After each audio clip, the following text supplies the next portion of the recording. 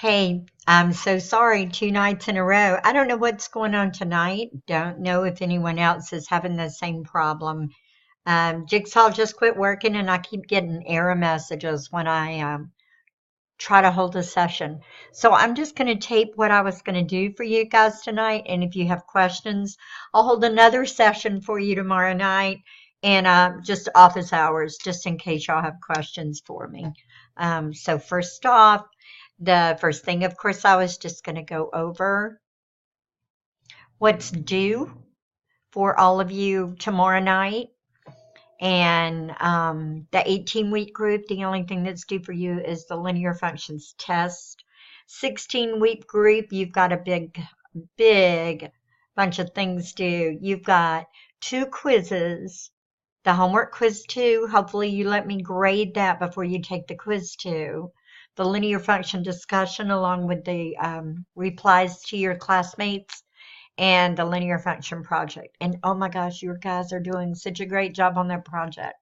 The 14-week group, finally, you have an assignment due date, and the only thing that is due tomorrow night from you is your introduction discussion response and your reply to 2 classmates. So everyone, I know you're going to do a great job. Okay, and then you're going to have a long weekend after that. So be sure and get your assignment sent. Like I said, we're having trouble with this tonight. I'm going into the first LMT, and LMT stands for linear models and tables. So you're just talking about all different kinds of a graph is a model, and tables, of course, turning a table to a graph. A scatter plot is a kind of model. The two-way tables. So tonight we're going to do one more thing with linear relationships because we're talking about models and tables. And I'm just going to play live video, and I'm going to hope that it does work for you. So just bear with me since I'm trying to do this a little differently.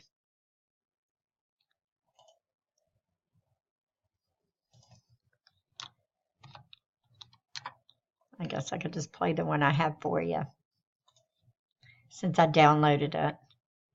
All right, first let's watch the linear graph.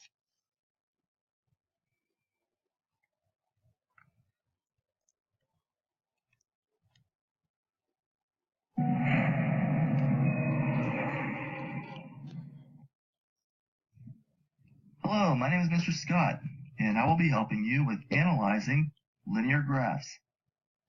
While working through this explanation, we want to remember how to find 2 characteristics of a line. The first is slope. The slope of a line is equal to the ratio of its rise to its run. The other characteristic is the y-intercept. That's the y-coordinate of the point where a line crosses the y-axis. So let's keep these 2 concepts in mind and how to find them while working through the following example together. This example says, suppose you drew the following graph to represent how far you jogged during track practice. Here's the graph that represents the distance traveled. For part A, we want to find the slope and the y-intercept and tell what they mean for the given situation. So let's start with the slope. Remember, we just talked about slope and said that it's equal to rise over run. So what do you think the slope is for this line that you see in the graph?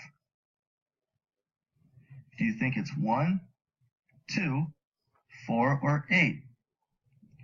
Choose 2 points on the line and calculate the rise and run and find the slope for this line. Then choose A, B, C, or D.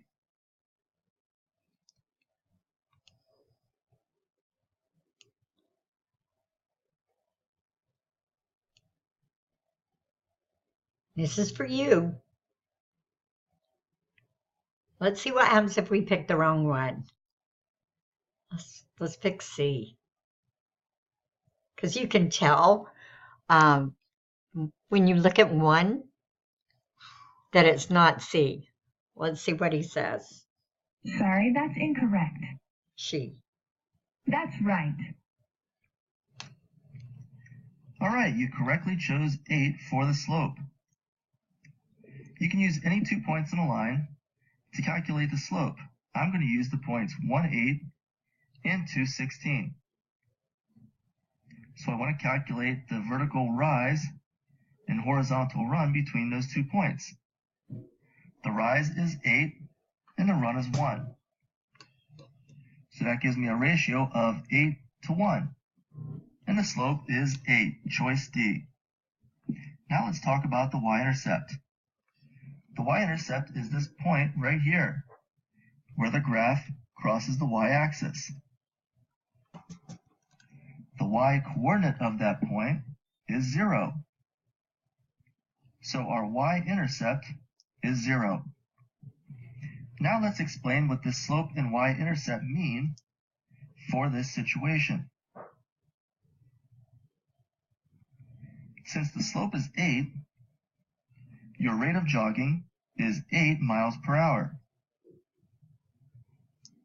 And since the y-intercept is 0, that means you traveled 0 miles before you started to jog. And that makes perfect sense. Now let's move on to part B of this example. It says if the graph had a slope of 6, what could you conclude about your jogging? Well, remember from part A, when the slope was 8, our rate was 8 miles per hour, our rate of jogging. So here in part B, if the slope is 6, that means your rate is 6 miles per hour. That's pretty easy, isn't it? Well, that wraps up this example and this explanation on analyzing linear graphs. Great job and work well. On my jigsaw, it just stays on this page forever. So I don't know if the same thing's going on with you guys or not. Like I said, I'll do another session tomorrow night, and I'll just be online if you need me. But remember that our new LMT that we're going to is we're just extending what we're learning about functions, linear relationships. We're going to be doing a lot of tables and graphing, and it's just getting easier, absolutely. So let me know if you have any questions. I'm just going to stay online. I just can't get on Jigsaw. And if you want to get on this link that I did send you, then you can certainly do that. Thanks. Have a great night.